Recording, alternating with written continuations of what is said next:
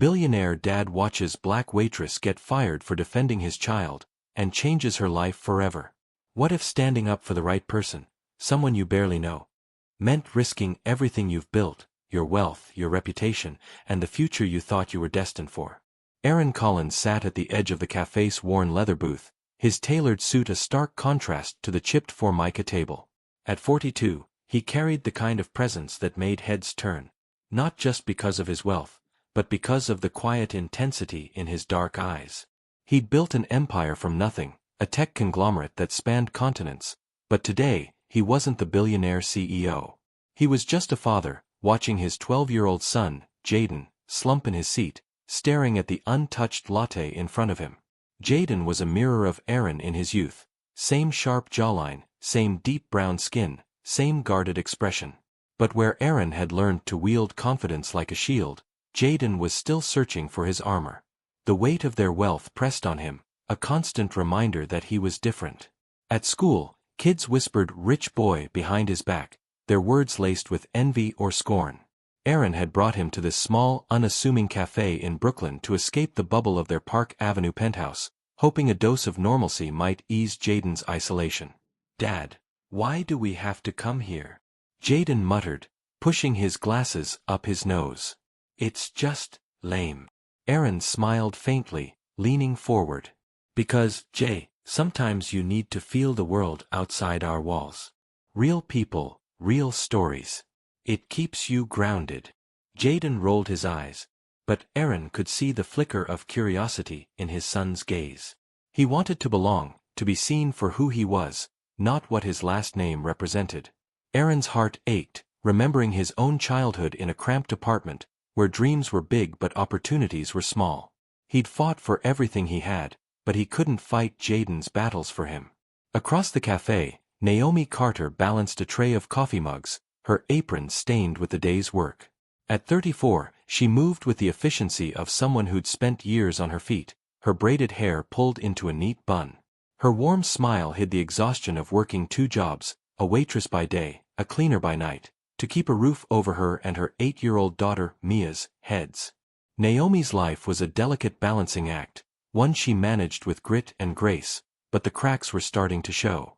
Bills piled up, and Mia's school fees were overdue again.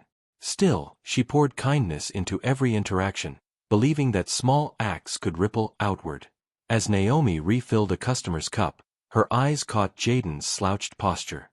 She recognized that look, defeat, the kind that came from feeling out of place. She'd seen it in Mia, who sometimes came home quiet after kids teased her about her second-hand clothes.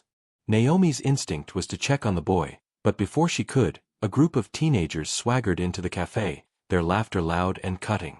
The group of 5 boys, all around Jaden's age, wore the confidence of kids who knew they owned the room. Their leader, a lanky kid with a smirk, spotted Jaden and nudged his friends. "Yo, look, it's the billionaire's kid. What's up, Richie Rich? Slumming it with the peasants." Jaden's face flushed, his hands gripping the edge of the table. Aaron's jaw tightened, but he stayed still, watching. He'd taught Jaden to stand up for himself, but he knew this moment was a test. Jaden's voice was barely a whisper.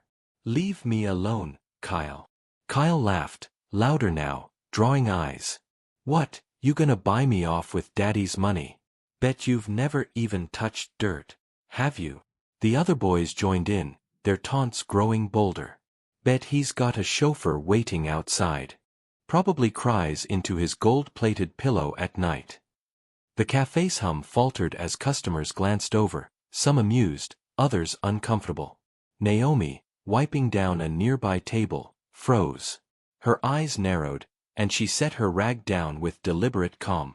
She'd heard enough. Stepping toward the group, she planted herself between them and Jaden, her voice steady but sharp. "That's enough. You don't get to come in here and talk to someone like that. He's just trying to have a coffee, same as you." Kyle sneered, sizing her up. "Mind your business, lady. What, you his bodyguard now?" "I'm someone who knows what respect looks like," Naomi shot back, her tone unwavering. "And you're not showing it. Back off." The cafe manager, a wiry man named Greg, hurried over, his face pale. Naomi, what's going on? Don't make a scene. Naomi's eyes flashed. A scene? These kids are bullying him, Greg. Someone's gotta say something. One of the boys' mothers, a woman in designer sunglasses, stood up from a nearby table. Excuse me, but my son and his friends were just joking. You're the one causing trouble. Naomi's hands clenched, but she held her ground. Joking doesn't look like tearing a kid down in front of everyone. If you think that's okay, that's on you. The mother's face reddened, and Greg's panic spiked. Naomi, that's enough. You're done here. Get your things and go. The words hit like a punch. Naomi's breath caught, but she didn't flinch. You're firing me for standing up for a kid? Really, Greg? You're causing trouble, Greg muttered, avoiding her gaze. Just go. The cafe fell silent. Jaden's eyes were wide, his hands trembling. Aaron, still in the corner, felt a surge of anger and admiration. This woman, a stranger, had risked everything for his son. He stood, his presence commanding the room without a word, and walked toward Naomi as she gathered her things. Outside, the Brooklyn air was crisp, the sun dipping low. Naomi leaned against the cafe's brick wall, her chest tight with frustration. She'd lost her job, but she didn't regret it. She'd done what was right. Still, the reality of her situation loomed: Mia's school fees, the rent, the endless grind. She closed her eyes, willing herself not to break. Excuse me, a deep voice said. Naomi opened her eyes to see Aaron, his expression a mix of gratitude and resolve. Jaden stood beside him, looking small and uncertain. I'm Aaron Collins, he said, extending a hand. That was my son in there. What you did, it means more than you know. Naomi shook his hand, her guard still up. I just did what anyone should have done. Not anyone, Aaron said. Most people look the other way. I'd like to offer you a job. I run a tech company, and we could use someone with your integrity. It's entry-level, but it pays better than this place, and it's stable. Naomi blinked, caught off guard.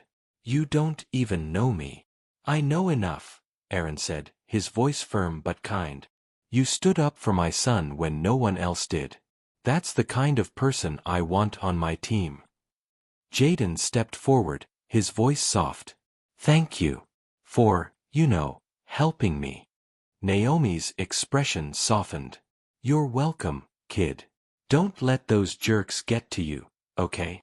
Over the next few weeks, Naomi started at Collins Tech, working in customer relations. The job was a lifeline, steady pay, benefits, and a chance to breathe. She threw herself into it, her work ethic and warmth earning her respect among colleagues. Aaron noticed, often stopping by her desk to check in, their conversations growing longer, more personal. He shared stories of his late wife, Lena, whose death 2 years ago had left a void he couldn't fill. Naomi opened up about her own struggles, growing up in foster care, fighting to give Mia a better life. Jaden, too, began to change. Naomi's presence in their lives was a quiet force, grounding him. She taught him small things, how to make a proper sandwich, how to laugh at himself. For the first time, Jaden felt seen, not as a billionaire's son, but as himself. As Naomi settled into her new life, cracks from her past began to surface. One evening, a man showed up at her apartment, a ghost she'd hoped to leave behind. Derek, her ex, had been released from prison. He'd always been trouble, a charmer with a dark edge, and now he wanted money, claiming he deserved a cut of her new fancy life. Naomi refused, but Derek's threats lingered, a shadow over her fragile stability. At Collins Tech, Aaron faced his own pressures. A rival company was circling, threatening a hostile takeover. Investors questioned his focus, whispering that he'd grown soft, distracted by personal matters. Aaron pushed back, but the stress weighed on him, pulling him away from Jaden and Naomi. One night, Naomi confided in Aaron about Derek. He's not just a nuisance, she admitted, her voice low. He knows things about me, things I did to survive when I was younger. If he talks, it could ruin everything. Aaron's jaw tightened. He won't touch you. I'll make sure of it. But Derek was relentless. He showed up at Collins Tech, demanding to see Naomi. When security escorted him out, he shouted accusations, hinting at Naomi's past involvement in petty crimes to survive her teens. The gossip spread, and Naomi felt the eyes of her colleagues shift. She considered quitting, but Aaron refused to let her go. "You're not running," he told her, his voice fierce. "You're stronger than this, Naomi. And I'm not letting you face it alone." The turning point came at a company gala, a glittering event meant to showcase Collins Tech's strength. Naomi attended, feeling out of place in a borrowed dress, but Aaron insisted she belonged there. As they danced, their connection deepened, a quiet promise forming between them. Jaden watched, a small smile on his face, seeing his father happy for the first time since his mother's death. But the night took a dark turn. Derek crashed the event, drunk and belligerent, shouting about Naomi's past. "She's a fraud," he yelled, pointing at her. "You think she's some saint? Ask her about the scams she ran." The room froze. Naomi's face burned, her past laid bare. She braced for Aaron to pull away, to protect his reputation. But then came the twist. Aaron stepped forward, not to defend himself, but to defend her. "Enough," Aaron said, his voice cutting through the chaos. "Naomi's past doesn't define her. She's shown more courage and heart than anyone in this room. If you can't see that, you don't belong here." Then, in a move that stunned everyone, Aaron revealed his own secret. "You want to talk about pasts? I grew up on the streets, same as her. I fought, I hustled, I did what I had to do to survive. And I'm not ashamed of it. It made me who I am. Naomi's the same, she's a fighter and she's family now." The room was silent, then erupted in applause. Aaron's honesty disarmed the crowd, and Derek was escorted out, his threats empty. Naomi's heart swelled, not just with relief, but with something deeper, love, not just for Aaron, but for the life she was building. In the months that followed, Naomi and Aaron grew closer, their bond rooted in shared resilience. Naomi's past was no longer a weapon, she'd faced it and won. Derek disappeared, his threats fading as Naomi's confidence grew. Jaden, inspired by Naomi's strength, stood up to his bullies at school, finding his own voice. Aaron restructured Collins Tech, prioritizing community programs to help kids like Jaden and families like Naomi's. He and Naomi didn't rush into romance, but their partnership was undeniable, a foundation built on trust and mutual respect. One evening, as they sat with Jaden and Mia at a park, watching the kids laugh and play, Aaron took Naomi's hand. "You changed my life," he said softly. "Not just by helping Jaden, but by reminding me what matters." Naomi smiled, squeezing his hand. "You gave me a chance to be more than I thought I could be. We're even." The sun set over Brooklyn, casting a warm glow over the four of them. For the first time, they all felt whole, not defined by wealth or struggle, but by the family they'd chosen to become.